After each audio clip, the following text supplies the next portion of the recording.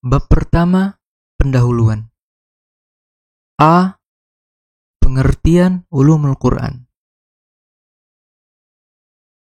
Yang dimaksud dengan ulumul Quran adalah ilmu-ilmu yang membahas segala sesuatu tentang Al-Quran, mulai dari pengertian Al-Quran, pengertian wahyu, sejarah turunnya Al-Quran, sejarah pengumpulan Al-Quran, Makkiyah dan Madaniyah, latar belakang turunnya suatu ayat atau sekelompok ayat tertentu, kisah-kisah dalam Al-Quran, mukjizat dalam Al-Quran, dan lain sebagainya, sampai kepada pembahasan tentang tafsir Al-Quran.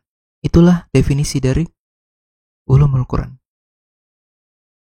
Pengertian ulumul Quran seperti yang disebutkan di atas dapat kita temukan dalam definisi yang dibuat oleh para ulama ulumul Quran, walaupun tidak dengan ungkapan yang sama persis.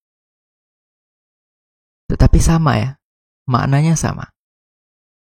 Sebagai contoh, mari kita lihat beberapa definisi ulumul Quran berikut ini yang dikemukakan oleh beberapa para ulama ulumul Quran. Yang pertama, misalnya definisi yang dikemukakan oleh Syekh Manna' Al-Qattan. Beliau berkata, ulumul Quran adalah al-ilmu alladhi yatanawalul abahath al-muta'alliqata bil-Qur'ani min haythu ma'rifati asbabin nuzuli wa jam'il Qur'ani wa tartibih wa ma'rifatil makki wal madani wal nasikh wal mansukh wal muhkam wal mutasyabih ila ghairi dzalika mimma lahu silatun bil Qur'ani. Artinya, ulumul Quran adalah ilmu yang meliputi beberapa pembahasan yang berkaitan dengan Al-Quran, baik dari segi pengetahuan tentang sebab-sebab turunnya ayat, pengumpulan Al-Quran dan penyusunannya, pengetahuan tentang Makkiyah dan Madaniyah atau Makki dan Madani, nasikh dan mansukh,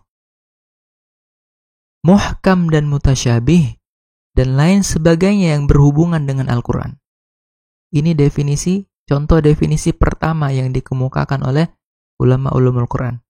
Definisi kedua contohnya adalah definisi yang dikemukakan oleh Syekh Muhammad Abdul Azim Az-Zarqani.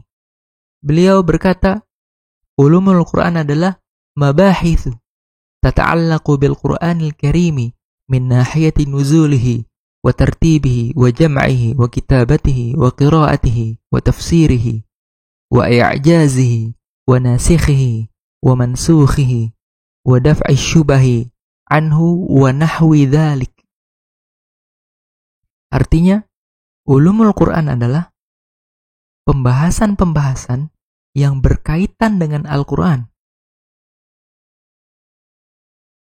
baik dari segi turunnya, susunannya, pengumpulannya, penulisannya, qiraahnya, tafsirnya, kemukjizatannya, nasikhnya dan mansukhnya, dan menolak tuduhan-tuduhan terhadapnya, dan lain sebagainya.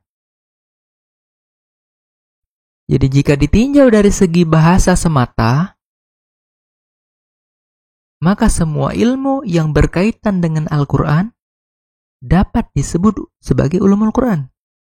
Tapi di dalam sejarah ilmu ini, ilmu-ilmu yang sekalipun berasal dari kajian tentang Al-Quran, tetapi sudah menjadi ilmu sendiri, tidak dimasukkan dalam kategori ulumul Quran. Artinya dia adalah ilmu yang betul-betul khusus membahas tentang Al-Quran saja, yang betul-betul berkaitan dengan Al-Quran secara erat. Ya, misalnya ilmu fikih dan usul fikih. Sekalipun ilmu ini pada awalnya lahir dari kajian terhadap ayat-ayat Al-Quran, atau lahir dari kajian terhadap ayat-ayat tentang masalah hukum dalam Al-Quran, akan tetapi karena dia sudah berkembang sedemikian rupa dan sudah menjadi ilmu sendiri, maka kedua ilmu tersebut tidak lagi dimasukkan dalam kajian ulumul Quran, karena sudah berdiri sendiri. Demikian juga ilmu nahwu dan sorof. Sekalipun pada awalnya ilmu nahwu dan shorof bermula dari kajian terhadap bahasa Al-Quran. Kemudian lahirlah nahwu dan shorof. Namun karena sudah berkembang sendiri, ya, ilmu nahwu dan shorof ini telah berkembang sendiri, sedemikian rupa sehingga menjadi ilmu yang berdiri sendiri, ilmu yang mandiri, maka ilmu nahwu dan shorof tidak dimasukkan dalam bagian dari ulumul Quran lagi.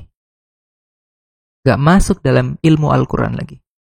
Begitu juga ilmu akidah dan ilmu tauhid, ya. Sekalipun pada mulanya berawal dari pemahaman terhadap ayat-ayat Al-Quran yang berkaitan dengan akidah, akan tetapi karena sudah berdiri sendiri, maka ilmu ini tidak dimasukkan lagi dalam bagian ulumul Quran.